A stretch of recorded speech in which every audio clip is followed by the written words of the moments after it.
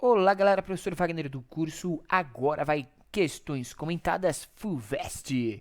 Vamos lá galera, vamos aprender um pouco mais do vestibular da FUVEST, vamos ver como que as questões são cobradas. Para isso eu vou aumentar um pouco o zoom aqui da nossa questão, para a gente poder enxergar muito bem o que a gente vai discutir aqui. E vamos nessa!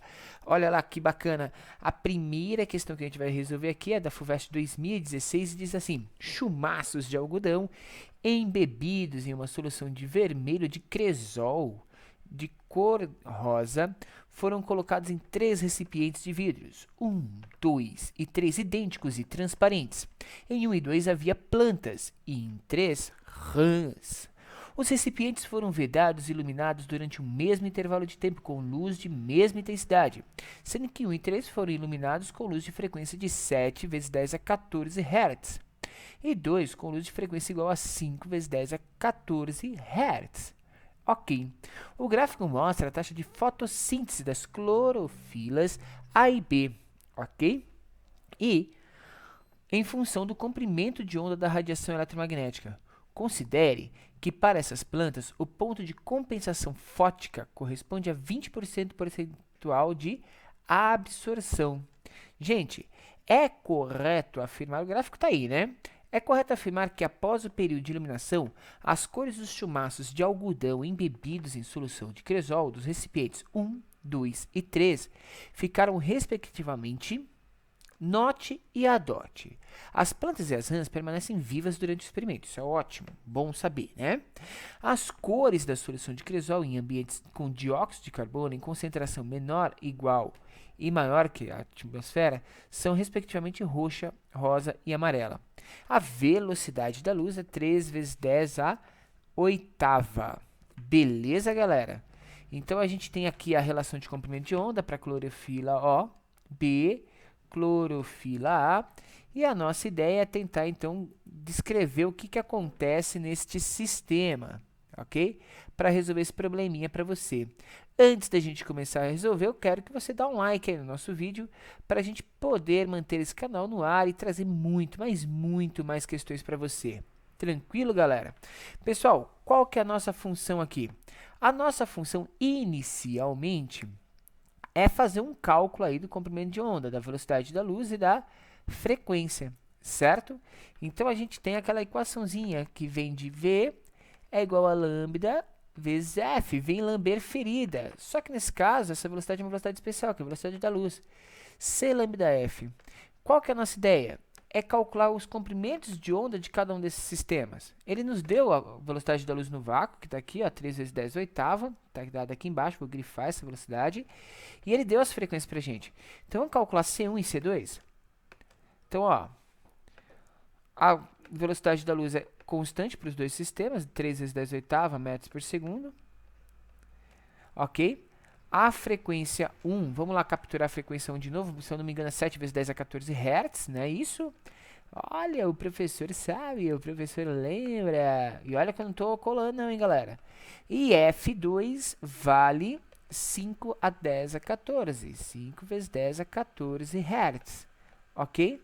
Vamos calcular esses dois lambdas aqui, então. Lambda 1 é o quê? Lembra da formulinha? Para descobrir o lambda, eu vou pegar a velocidade da luz e vou dividir pela frequência. Então, vai ficar 3 vezes 10 a oitava dividido por 7 vezes 10 a 14. E o lambda 2 é 3 vezes 10 a oitava dividido por 5 vezes 10 a 14. Beleza, galera? Fazendo essas continhas aí, a gente vai chegar em 4,3 vezes 10 a menos 7 para lambda 1. 4,3 vezes 10 a menos 7, ok? E para lambda 2, nós vamos chegar em 6 vezes 10 a menos 7. 6 vezes 10 a menos 7. Ele trouxe uma informação para a gente aqui no começo do exercício que era interessante. Ele falou que 1 nanômetro é 10 menos 9. Então, eu transformar esse cara em 10 menos 9, como que fica? Anda a vírgula duas casas para o lado, vai ficar 430 vezes 10 menos 9. E aí a gente já pode chamar isso de nanômetro. Ou aqui, que é 6, anda duas casas, 600 nanômetros. Então, a gente já tem os comprimentos 1 e 2. Vou deixar anotadinho aqui do lado, ó, para ficar mais da hora aqui pra gente. Lambda 1 é 430, tá tudo certo? Tá tudo certo. 430 nanômetros. E lambda 2 vale 600 nanômetros. Beleza, pessoal? Nós temos os dois comprimentos de onda. Se a gente for verificar, vamos lá no recipiente 1. Do gráfico, para o comprimento de onda de 430 nanômetros, vamos dar uma olhadinha no gráfico aqui para a gente poder ir acompanhando. Cadê o gráfico, gráfico? Aqui, ó. Agora dá uma olhada aqui comigo. Do gráfico, para o comprimento de onda de 430 nanômetros, os percentuais de absorção de ambas as clorofilas estão acima do ponto de compensação, ou seja, 20%. Isso significa que a concentração de dióxido de carbono nesse recipiente é menor que a concentração desse gás na atmosfera. E o chumaço de algodão, então, vai apresentar a cor roxa, certo?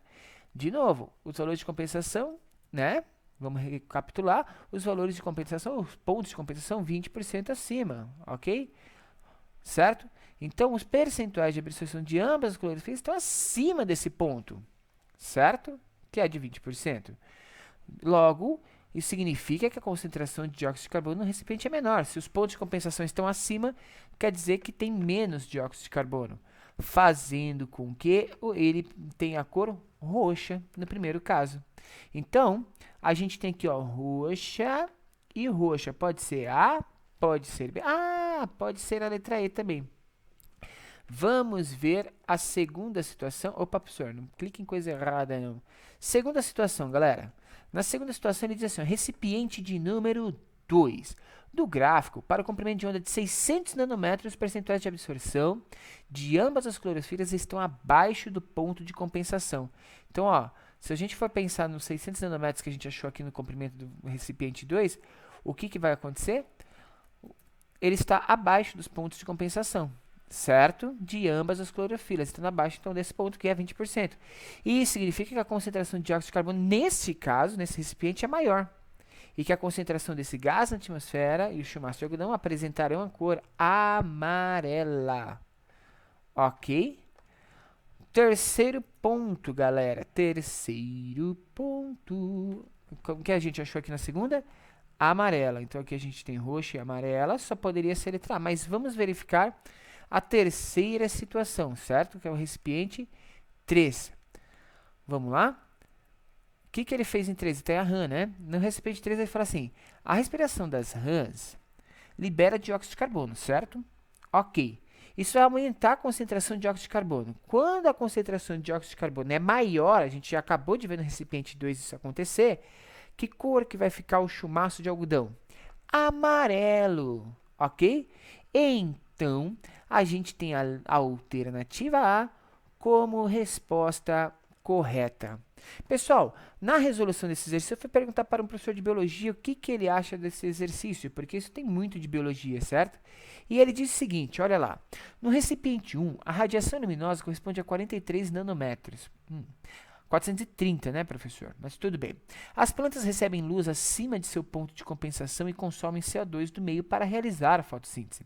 Dessa forma, o chumaço de algodão vai apresentar cor roxa. Então, percebeu por que a concentração de oxigênio ficou menor, de dióxido de carbono, ficou menor nesse sistema?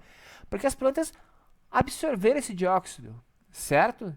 Já no recipiente 2, a radiação luminosa, equivalente a 600 nanômetros, fica abaixo desse ponto de compensação dos vegetais.